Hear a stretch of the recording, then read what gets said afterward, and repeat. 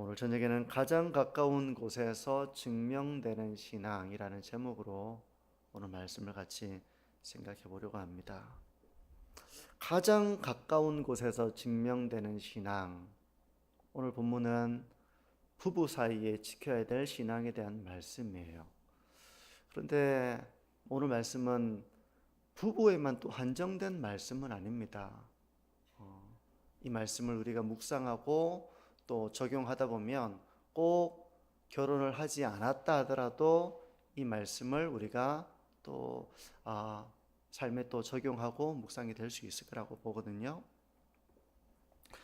먼저 아내들에게 주는 명령인데요. 1절을 보시면 아내들아 이와 같이 자기 남편에게 순종하라. 이는 혹 말씀을 순종하지 않는 자라도 말로 말미암지 않고 그의 아내 행실로 말미암아 구원을 받게 하려 함이니. 남편에게 순종하라는 말씀이죠.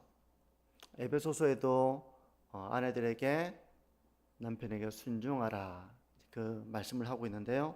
오늘 본문의 맥락은 베드로전서의 맥락은 하나님의 아름다운 덕을 선포하는 삶이 어떤 것이냐, 그것은 거룩한 삶을 살아가는 것이고 종에게는 상전들에게 복종하는 것이고, 이런 어떤 맥락이 있잖아요. 오늘 본문의 맥락도 바로 하나님의 아름다운 덕을 선포하는 삶, 하나님의 영광을 나타내는 삶, 그런 맥락에서 아내에게 주는 명령입니다.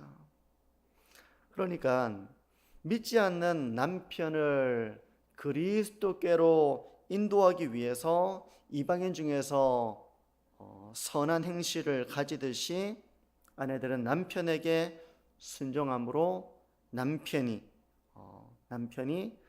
아내를 통해서 하나님의 영광을 보도록 그렇게 남편에게 복종하라는 것입니다. 여기서 순종하라는 것은 무조건적으로 종처럼 순종하라는 의미는 아닙니다. 종은 주인이 명령하면 부당해도 어떠하든지 무조건 해야 되잖아요. 노예는 그렇게 해야 되지만 여기서 순종이라고 하는 것은 하나님의 말씀에 위배되지 않는다면 남편을 존경하고 공경하며 남편을 이렇게 존경하며 진실한 사랑과 존경으로 남편에게 순종하라는 것입니다. 남편의 요구 때문에 만약 신앙에서 멀어지는 그런 명령이라면 따를 수 없겠죠. 그런 명령이라면 따를 수 없을 것입니다. 왜냐하면 그것은 하나님이 기뻐하시는 일을 행하는 것이 아니니까. 하나님이 기뻐하시는 순종이 아니죠. 물론 죄가 되지 않는다고 해서 모든 일을 또 순종해야 하는 것은 아닐 것입니다. 분별을 잘 해야 되겠죠. 그러니까 남편을 존경하고 사랑하며 순종한다고 할 때는 바로 이 아내에게 지혜가 요구되는 것입니다. 지혜가 요구되는 것이에요. 그냥 무조건 따르는 것이 아니라 하나님의 선하신 뜻에 비추었을 때 이것이 옳은 것인지, 덕을 세워나가는 것인지, 남편을 존경하고 남편을 사랑하는 뜻을 나타내는 것인지, 그런 분별이 필요한 것입니다. 근데 이렇게 지혜롭게 존경과 사랑으로 남편을 순종할 때 이것은 믿지 않는 남편을 하나님께로 인도하는 그런 복음의 통로가 될 수 있다는 것입니다. 첫 번째는 아내들에게 믿지 않는 남편이라 할지라도 남편에게 순종하라. 남편을 사랑하고 존경함으로 따르라. 이게 첫 번째 명령이었다면, 두 번째는 단장하라는 것입니다. 잘 단장하라는 것입니다. 3절과 4절을 보시면요, 너희의 단장은 머리를 꾸미고 금을 차고 아름다운 옷을 입는 외모로 하지 말고 오직 마음에 숨은 사람을 온유하고 안정한 심령에 썩지 아니할 것으로 하라. 이는 하나님 앞에 값진 것이니라. 여자들에게, 아내들에게 단장하되 그 단장은 머리를 꾸미고 금을 차고 아름다운 옷을 입는 이런 외적인 단장보다 마음의 단장을 하라는 것입니다. 마음의 단장. 그 마음의 단장은 바로 온유하고 안정한 심령에 썩지 아니할 것을 마음에 그렇게 가지라는 것입니다. 현대인의 성경은 이 부분을 이렇게 번역합니다. 겉모양만 화려하게 꾸미지 말고 순하고 정숙한 마음가짐으로 속 사람을 아름답게 하십시오. 그러니까 우리가 겉치장만을 하는 것이 아니라 내면을 단장하라는 겁니다. 내면을 가꾸라는 거예요. 여기서 아내들이 단장해야 될 그 마음의 모습은 온유와 안정한 심령에 썩지 아니할 것이라고 말씀합니다. 온유라고 하는 것은 잘 아시다시피 부드러움을 나타내는 것이죠. 부드러움. 억셈이 아니라 부드러움이에요. 근데 이 부드러움이라고 하는 것이 힘이 없어서 나타나는 부드러움은 아닙니다. 이 온유라고 하는 말을 예전에도 길들여지지 않은 야생마가 아니라 길들여진 야생마라고 했잖아요. 이 야생마는 힘이 넘칩니다. 하지만 주인에게 길들여진 야생마는 상당히 온순합니다. 하지만 힘이 넘치죠. 온유라고 하는 것이 바로 그런 것입니다. 힘이 없어서 고분고분하는 것이 아니라 내면의 강인함을 가지고 있지만 부드러운 마음을 가지라는 것입니다. 안정한 심령에 썩지 아니할 것이라고 하는 것을 현대인의 성경은 정숙한이라고 번역을 하고 있습니다. 정숙함. 그러니까 어떤 겉모습이 아니라 내면의 정숙함. 강인하면서도 부드럽고 지혜로우면서도 정숙한 이런 모습으로 단장하라. 그렇게 말하고 있는 것입니다. 그러면서 베드로는 구약 성경의 대표적인 한 여성으로 아브라함의 아내였던 사라를 예로 드는데요. 5절과 6절을 보시면 이렇게 연결됩니다. 전에 하나님께 소망을 두었던 거룩한 부녀들도 이와 같이 자기 남편에게 순종함으로 자기를 단장하였나니 사라가 아브라함을 주라 칭하여 순종한 것 같이 너희는 선을 행하고 아무 두려운 일에도 놀라지 아니하면 그의 딸이 된 것이니라. 사라에 대해서 예를 들고 있습니다. 성도 여러분, 이제 이 자리에 계시는 특별히 아내 되시는 우리 성도 여러분, 하나님의 아름다운 덕을 선포하는 삶은 남편에게 순종하는 삶을 살아가는 것이라고 사도는 말하고 있습니다. 여기서 순종하라고 하는 것은 종과 같이 순종하라는 의미는 아니라고 했어요. 남편을 사랑하고 남편을 존중하고 그리하여 남편을 따르는 것입니다. 그렇게 순종할 때 믿지 않는 남편이라도 그의 아내의 말이 아니라 그 행실을 통해서 하나님께로 나오는 그런 통로가 될 수 있다고 말씀하는 것입니다. 그리고 이렇게 남편을 사랑하고 존경하고 따를 때 인간적으로 이렇게 존경할 만한 사람이 얼마나 있겠습니까?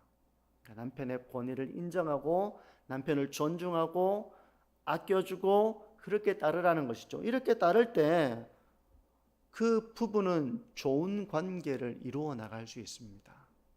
좋은 관계, 덕을 세워나가는 관계를 세워나갈 수 있는 것입니다. 성도 여러분, 지혜롭게 하나님의 말씀에 순종함으로써 가정을, 특별히 남편과의 관계를 복되게 세워나가시는 모든 이 자리에 계신 아내 되시는 성도님들 되시기를 바랍니다. 근데 오늘 이 말씀은 결혼하지 않은 여성에게는 아무런 관련이 없는 말씀인가? 그렇지는 않을 것입니다. 우리는 모두 권위라고 하는 그런 체계 속에서 살아갑니다. 권위를 존중할 줄 아는 것입니다.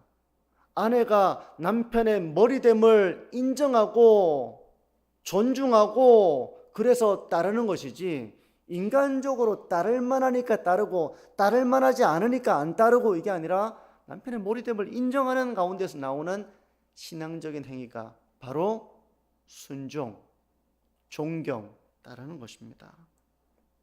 우리는 바로 이런 권위의 체계 속에서 살아갑니다.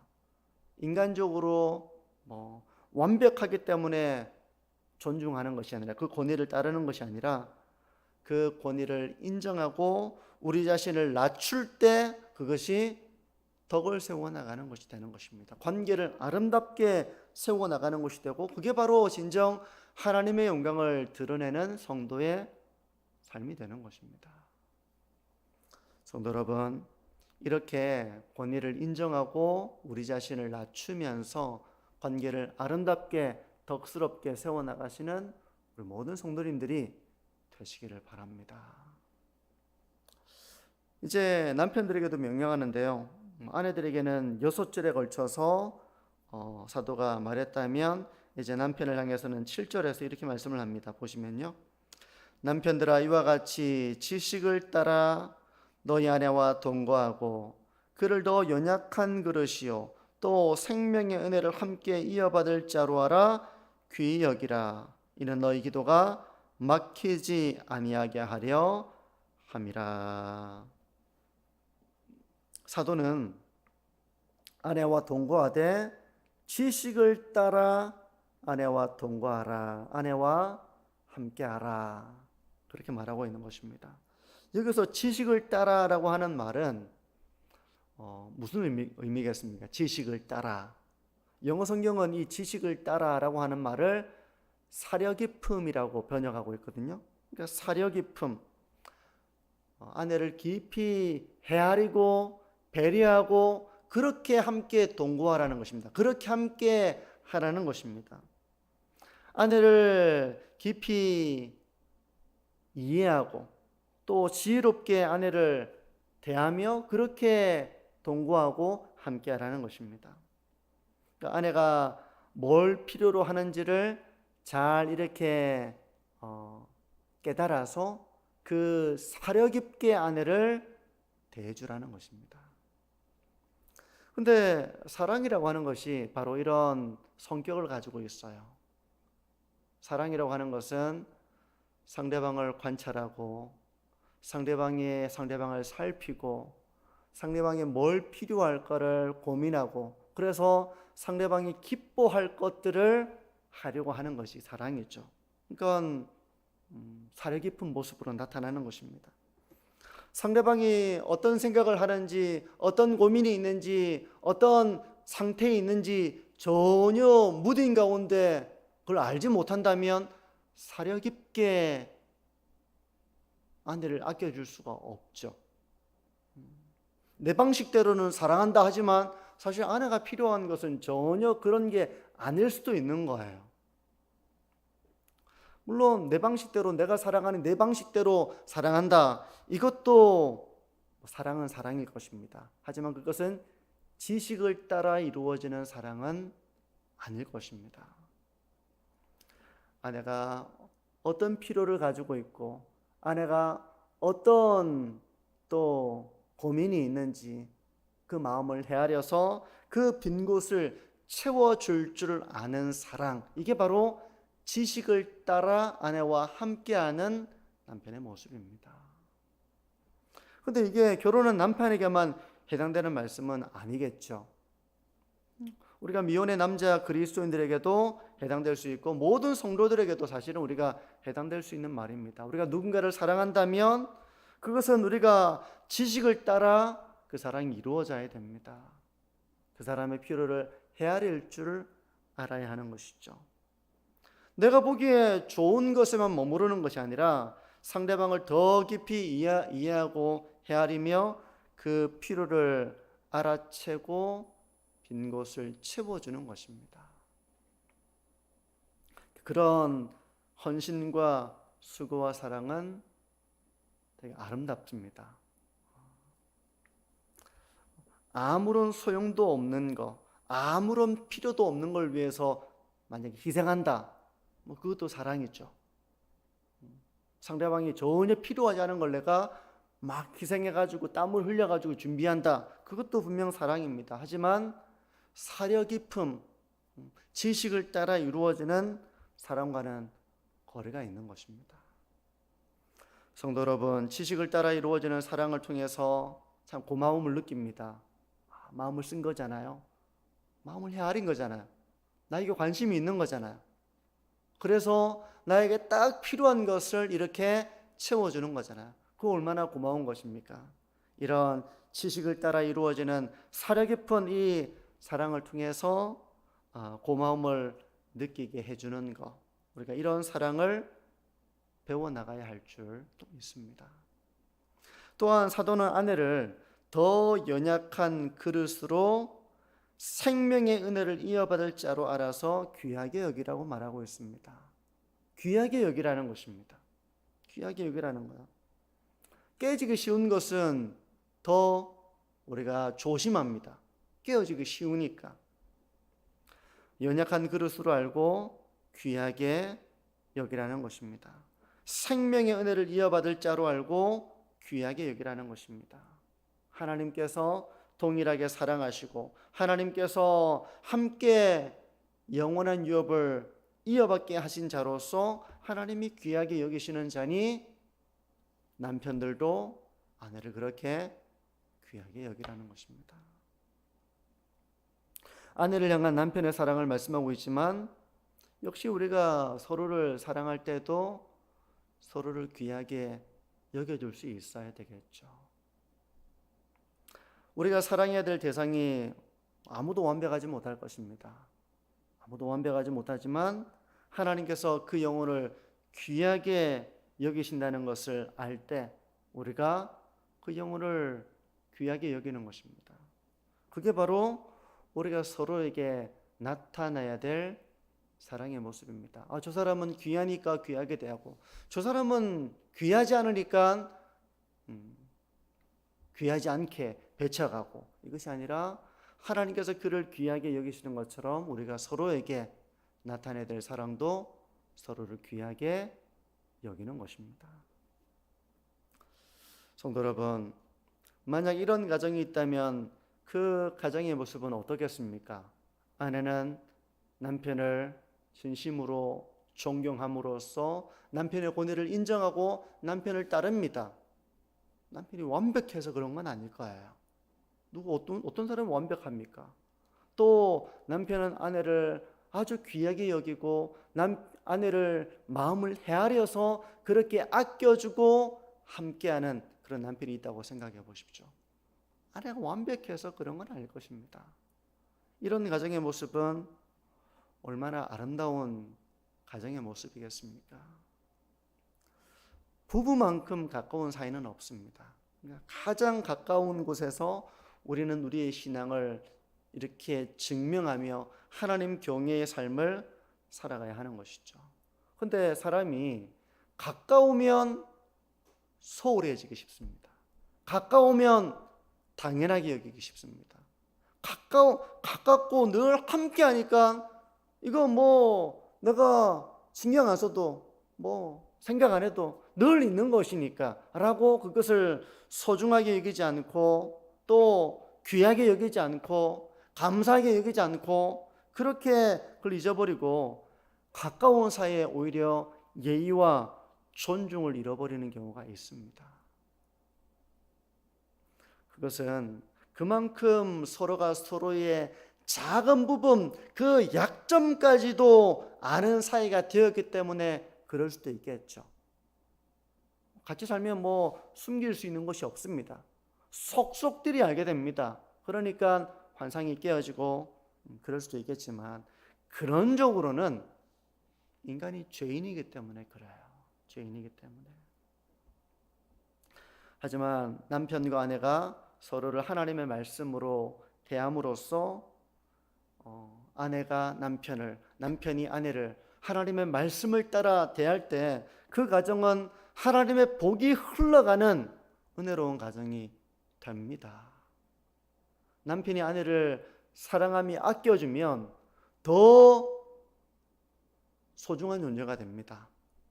아내가 남편을 존중하고 따르면 남편은 더 참 그렇게 존경스러운 사람이 되어 갑니다. 한번 해보시기 바랍니다. 해보세요. 그렇게 돼요. 그래서 하나님의 말씀대로 순종함으로써 하나님의 복이 임하는 그런 가정을 세워나가시는 모든 성도님들의 가정 되시기를 축복합니다. 그리고 가정뿐만 아니라 이 말씀을 확장시켜 본다면 우리가 만나는 모든 사람들, 그것이 바로 가장 가까운 곳에서 우리가 신앙을 또 증명해야 될 자리가 되는 것입니다. 진정한 존경과 사랑으로 그 권위를 인정하는 것이죠. 그리고 귀하게 여기는 것입니다. 이런 사려 깊고 또 귀하게 여기는 그런 마음으로 서로를 대할 때 그 관계는 점점 좋은 관계가 됩니다. 점점 하나님의 은혜가 흘러가는 관계가 되는 것입니다. 내가 누군가를 비웃고 있고 내가 누군가를 비난하고 있고 이런 마음으로 있으면 그 관계는 결코 친밀하고 존경이 되고 사랑이 풍성한 관계가 되기 어렵습니다. 우리가 서로에 대해서 기도하고 축복하고 이렇게 다가가는 가운데서 이런 좋은 선순환의 관계가 이루어져서 더 주 안에서 복이 흘러가는 아름다운 관계를 맛보시고 관계를 이루어 나가시는 우리 만촌중앙교회가 되어지기를 주님의 이름으로 축복합니다.